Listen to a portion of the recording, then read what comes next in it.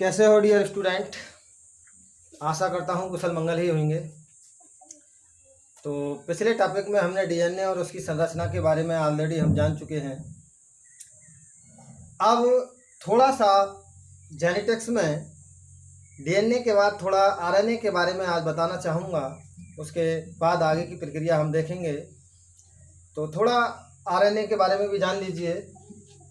देखिए dear student, जिस तरीके से डीएनए कोशिका के केंद्रक में उपस्थित था, ठीक उसी प्रकार से आरएनए कोशिका द्रव्य में पाए जाने वाला पदार्थ है। फिर समझ लीजिए, डीएनए कोशिका में पाए जाने वाले केंद्रक में उपस्थित था।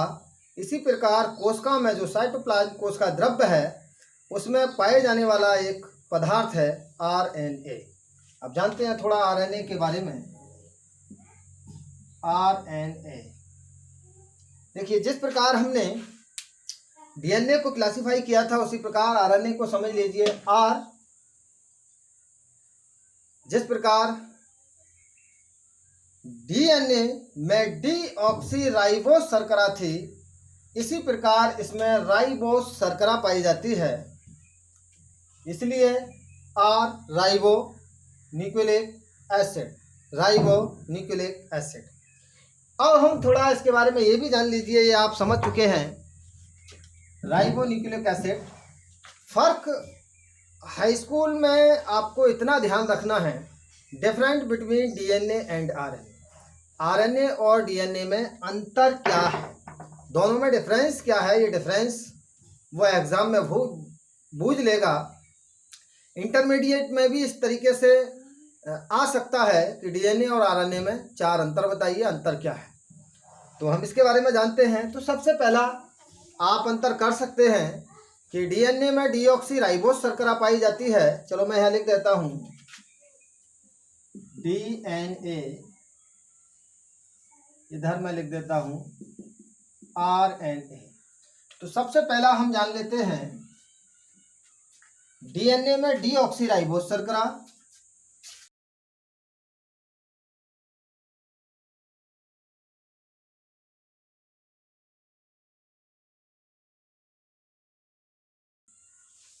बात करते हैं आरएनए में।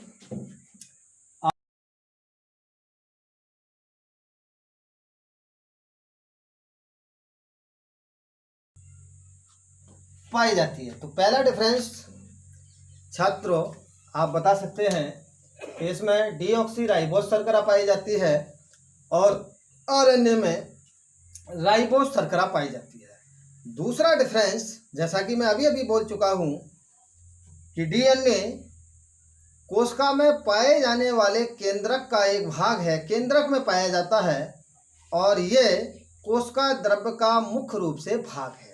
तो मैं लिखता हूं दूसरा अंतर।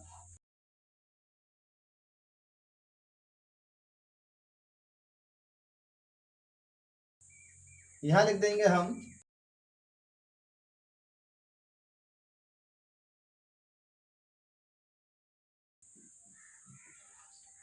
समझ में आ गया होगा। डीएनए कोशिका के केंद्रक में पाया जाता है, आरएनए कोशिका द्रव्य, आरएनए कोशिका द्रव्य का मुख्य भाग है। अब हमने पिछले टॉपिक में एक बात और भी जाना था, और वो बात ये थी कि डीएनए न्यूक्लियोटाइड्स का बहुलक है, पॉलीमर्स था। डीएनए न्यूक्लियोटाइड छोटे छोटे अणु, जो पिछले टॉपिक में हम चर्चा कर चुके हैं, छोटे छोटे अणु जुड़कर एक उच्च अणुभार वाला अणु बनाते हैं। वह क्रिया बहुलकीकरण और उससे बनने वाला पदार्थ बहुलक। तो डीएनए एक बहुलक है, डीएनए एक उच्च अणुभार वाला बहुलक है।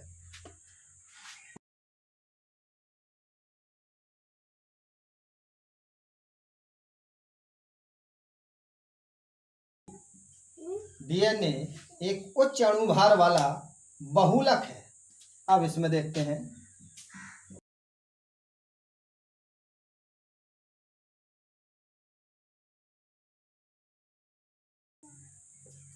दोबारा सुनिए, डीएनए उच्च अणुभार वाला, डीएनए उच्च अणुभार वाला बहुलक है। इसके विपरीत आरएनए की अगर बात करें, इसके अणु काफी छोटे और एक लक, इसके अणु काफी छोटे और एक लक यानी मोनोमर्स, एक लक मोनोमर्स से बने होते हैं।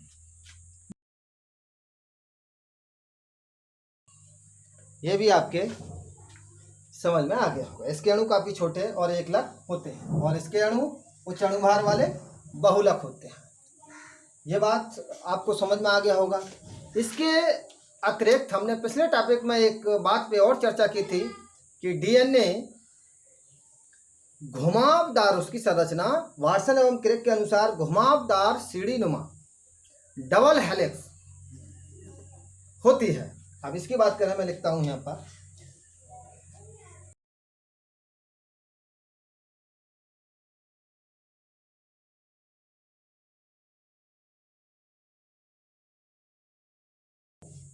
इसकी संरचना द्विकुंडलित होती है। इस प्रकार से घुमावदार सीढ़ीनुमा होती है। इसकी संरचना द्विगुणित डबल हेलिक्स होती है। यह बात भी आपके समझ में आ गया होगा।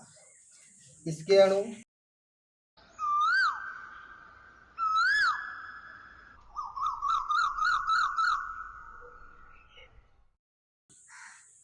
अणु एक सूत्रीय रेखाकार होते हैं। तो एक और जान लीजिए, डीएनए, चलो मैं लिखता हूं,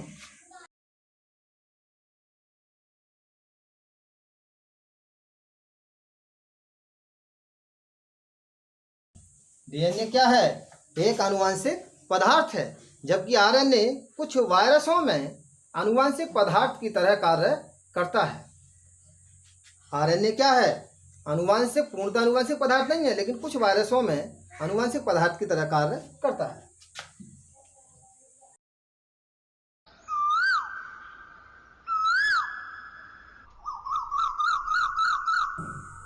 नहीं है। तो डियर स्टूडेंट, मैं समझता हूँ एक बार फिर देख लीजिए, ये इनके बारे में समझ लीजिए कि ये क्या है, और अगर आप चाहो तो और लिख सकते हो।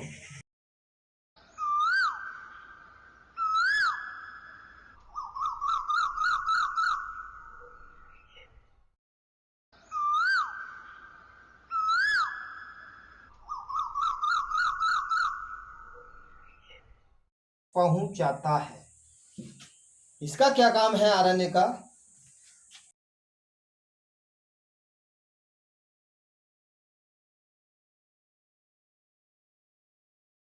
करता है। तो ये भी समझ में आ गया होगा। अगर अंतर की बात करें, फिर समझ लीजिए एक बार।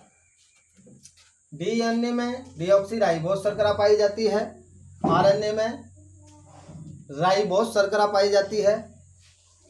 डीएनए केंद्रक का मुख्य भाग है, आरएनए कोशिका द्रव्य का मुख्य भाग है। ये कोशिका द्रव्य में मिलेगा और वो केंद्रक में।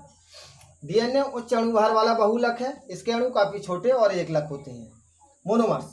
इसकी संरचना द्विकुंडलित होती है। इसके अणु एक सूत्रीय रेखाकार होते हैं।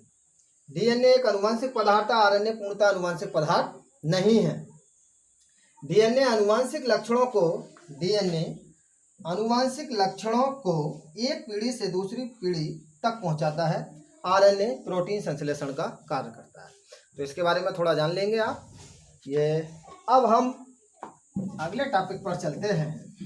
बहुत ज़्यादा कंपटीशन के लिए very important point and intermediate के लिए सबसे महत्वपूर्ण इंपॉर्टेंट पॉइंट है, और वो है सेंट्रल डोग्मा थ्योरी।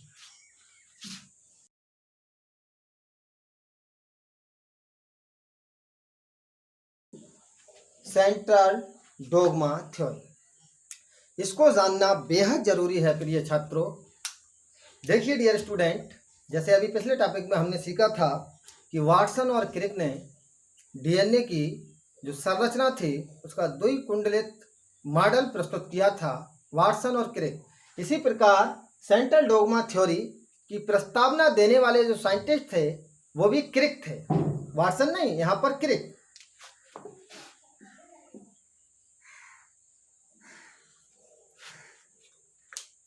क्रिक। ये क्रिक वैज्ञानिक थे, वाटसन और क्रिक। 1968 1968 ईस्वी में इन्होंने सेंट्रल डोगमा थ्योरी को प्रस्तुत किया था। अब ये सेंट्रल डोगमा थ्योरी है क्या, इसके बारे में जान लेते हैं। तो देखिए डियर स्टूडेंट, मैंने यहाँ पर लिखा डीएनए, जिसके बारे में हम ऑलरेडी चर्चा कर चुके हैं। अब मैं कुछ यूं लिखता हूं आरएनए, इसके बारे में भी हम अभी चर्चा कर चुके हैं। अब मैं एक वर्ड और लिखता हूं यहाँ पर प्रोटीन। अब मेरा क्वेश्चन ये है, मेरा क्वेश्चन देखिए, सबसे पहले ये समझ लीजिए कि डीएनए एक आनुवंशिक पदार्थ है और एक पीढ़ी से दूसरी पीढ़ी में आनुवंशिक लक्षणों को लेके जाता है। तब जब आनुवंशिक लक्षणों को एक पीढ़ी से यानी कॉपीज तैयार करता है, तो कॉपीज तैयार करने के लिए क्वेश्चन ये है, क्या डीएनए में भी द्विगुणन होता है? क्या डीएनए से डीएनए बनता है? सबसे पहली बात ये समझिए, क्या डीएनए से डीएनए बनता है? यस, इसका आंसर है यस।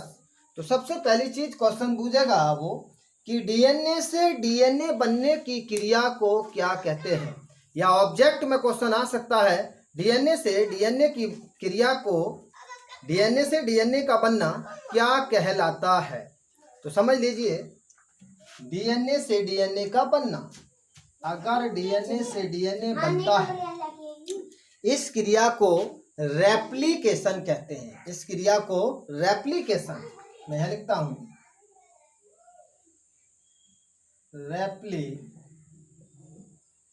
वेरी इंपॉर्टेंट, या फिर इसको डुप्लीकेशन भी कह सकते हैं हम, क्योंकि इसकी कॉपीज तैयार हो रहा है। तो यहां समझ लीजिए डीएनए से डीएनए का बनना रेप्लिकेशन। अब क्वेश्चन मेरा ये है, क्या डीएनए से आरएनए बन सकता है? क्या डीएनए से आरएनए बन सकता है? तो इसका क्वेश्चन भी यस। डीएनए से आरएनए का बनना, ये डीएनए से आरएनए का बनना ट्रांसक्रिप्शन कहलाता है। ये भी ऑब्जेक्ट के लिए या 1 नंबर के क्वेश्चन में आपको मिलेगा कि डीएनए से आरएनए की बनने की क्रिया को क्या कहते हैं। तो इसे कहते हैं ट्रांसक्रिप्शन।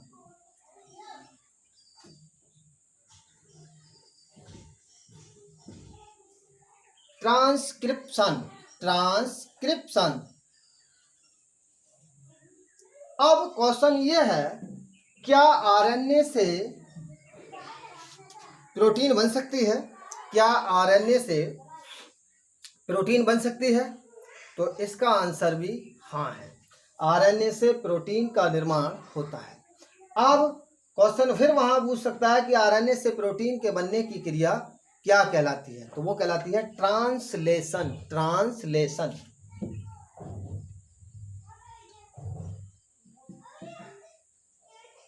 ट्रांसलेशन। अब यहां यूं समझिए, चलो मैं यहां लिख देता हूं। सबसे पहले हम लिखते हैं नंबर 1। यहाँ घटनाएं हमें 3 मिली हैं। नंबर 1, पहली वन क्रिया रेप्लिकेशन, रेप्लिकेशन। तो सबसे पहली घटना हमारे सामने ये थी रेप्लिकेशन। तो रेप्लिकेशन का मतलब है डीएनए से डीएनए का बनना, का बनना। ये स्टूडेंट समझ में आ गया होगा, ठीक है। दूसरी घटना हमें क्या मिली थी?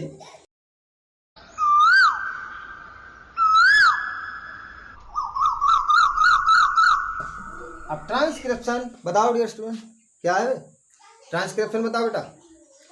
ट्रांसक्रिप्शन जैसा कि अभी बताया है, डीएनए से आरएनए का बनना, डीएनए से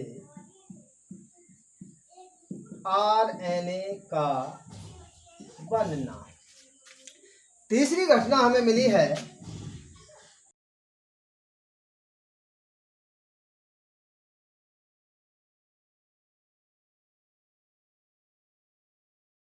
ये 3 घटनाएं हमें देखने को मिली। अब इन तीनों घटनाओं को जर्नल सामान्य डोगमा सिद्धांत कहते हैं। इन तीनों घटनाओं को सामान्य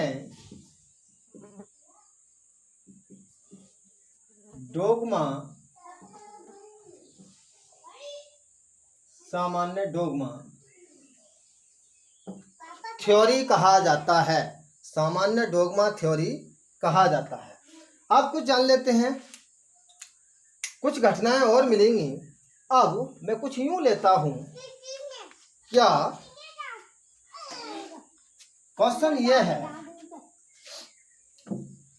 क्या ये क्रिया वापस हो सकती है?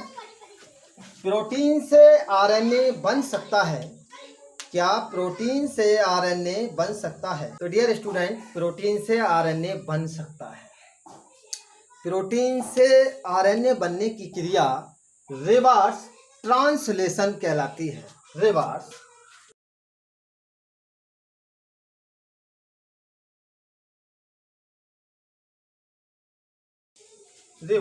ट्रांसलेशन। अब अगला क्वेश्चन है, क्या आरएनए डीएनए को बना सकता है? तो ये घटना भी डियर स्टूडेंट आपको देखने को मिलेगी। आरएनए से डीएनए बनने की क्रिया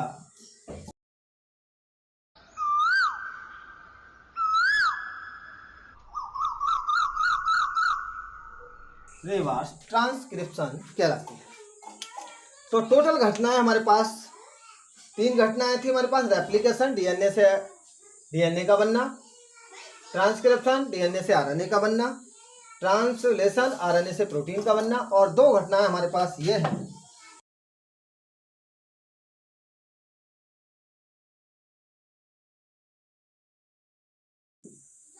रिवर्स ट्रांसलेशन,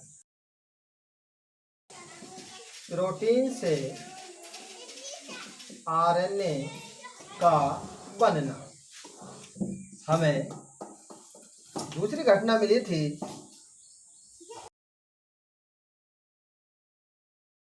रिवर्स ट्रांसक्रिप्शन। ये क्या था डियर स्टूडेंट? आरएनए से डीएनए का बनना। आरएनए से डीएनए का बनना। तो हमारे पास टोटल घटनाएं कितनी हो गई? हमारे पास टोटल 5 घटनाएं हैं, जिनमें से 3 घटनाएं सामान्य डोगमा थ्योरी, और जो मैंने 2 घटनाएं दूसरे कलर से लिया है, इनको विशिष्ट डोगमा थ्योरी कहते हैं। इन दोनों घटनाओं को विशिष्ट डोगमा थ्योरी, विशिष्ट डोगमा थ्योरी कहा जाता है। डियर स्टूडेंट, ये बात आपके क्लियर समझ में आ गया होगा, मैं समझता हूँ। इसमें ऐसा कोई खास ऐसा कुछ है नहीं कि जिसके बारे में आप समझ ना पाएँ। एक बार फिर समझ लीजिए, ये दिखाई दे रहा है आपको किस तरीके से इसमें होता है। अब यहाँ पर मैं कुछ बात आपको और बताना चाहूँगा, और वो बात है, कुछ वायरस ऐसे होते हैं डियर स्टूडेंट, जैसे आरएनए HIV वायरस की बात करें हम, HIV, अगर HIV वायरस की बात की जाए तो ये वायरस आरएनए वायरस है। HIV वायरस आरएनए वायरस है। तो क्या HIV वायरस में जनन या बहुगुणन नहीं होगा? क्योंकि जनन के लिए, बहुगुणन के लिए डीएनए उत्तरदायी है, और ये केवल आरएनए वायरस है। ये केवल क्या है? आरएनए वायरस है। तब इस कंडीशन में क्या होगा? इस कंडीशन में डियर स्टूडेंट, पहले HIV वायरस, फिर समझ लेना, पहले आरएनए से डीएनए बनेगा। पहले आरएनए से डीएनए, यानी कि क्या होगा? Reverse transcription. आरएनए से डीएनए का बनना, रिवर्स ट्रांसक्रिप्शन। तो पहले आरएनए एक डीएनए की कॉपीज तैयार करेगा, डीएनए का टुकड़ा तैयार करेगा। उसके बाद क्या घटना होगी? फिर वही डीएनए रेप्लिकेशन करेगा। एक डीएनए की कॉपी और तैयार होगी, उसके बाद पुनः आरएनए का निर्माण होगा, ट्रांसक्रिप्शन की क्रिया होगी। तो ऐसा कुछ एचआईवी वायरस में देखने को मिलता है। तो मैं ये भी समझता हूँ कि ये भी आपके समझ में आ गया होगा। अब यहाँ पे याद करना आपको क्या है ये समझ लीजिए। रेप्लिकेशन, डीएनए से डीएनए का बनना, ट्रांसक्रिप्शन, डीएनए से आरएनए का बनना, ट्रांसलेशन, आरएनए से प्रोटीन का बनना, रिवर्स ट्रांसलेशन, प्रोटीन से आरएनए का बनना, रिवर्स ट्रांसक्रिप्शन, आरएनए से डीएनए का बनना, रिवर्स ट्रांसलेशन, प्रोटीन से आरएनए, रिवर्स ट्रांसक्रिप्शन, आरएनए से डीएनए। ये दोनों घटनाएं विशिष्ट डोग्मा थ्योरी, ये 3 घटनाएं सामान्य डोग्मा थ्योरी है। अब जिस प्रकार हमने देखा था, अभी किसमें देखा था ये डियर स्टूडेंट, अभी देखा था हमने एचआईवी वायरस में ये घटना रिवर्स ट्रांसक्रिप्शन की। अब मैं आपसे ये जानना चाह रहा हूँ, क्या प्रोटीन से आरएनए बनता है? ये तो मैंने लिख दिया, क्योंकि यहाँ पे तो कोई शक वाली बात है ही नहीं कि रिवर्स ट्रांसलेशन हो रहा है। जब रिवर्स ट्रांसलेशन हो रहा है तब क्या प्रोटीन से आरएनए जब बनता है तो ऐसा किस जीव में होता है? तो मैं डियर स्टूडेंट बता दूं आपको, जर्मनी में एक डिसीज की खोज कुछ वैज्ञानिकों ने की थी।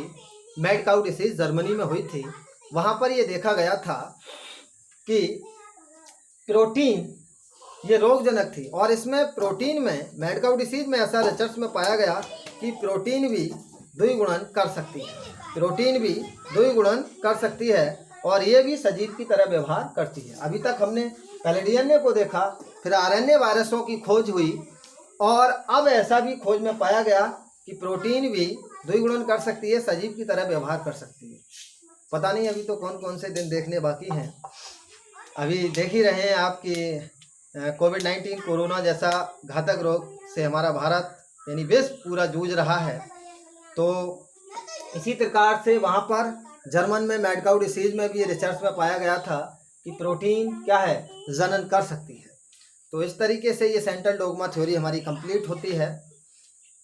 अगर इस सेंट्रल डोग्मा थ्योरी में फिर भी आपको ऐसा कोई पॉइंट जो समझ में नहीं आता है तो आप कॉलेज के ग्रुप में कमेंट कर सकते हैं, हम उसका आंसर तत्काल देंगे। और तब तक आप इसको अच्छी प्रकार से याद कीजिए।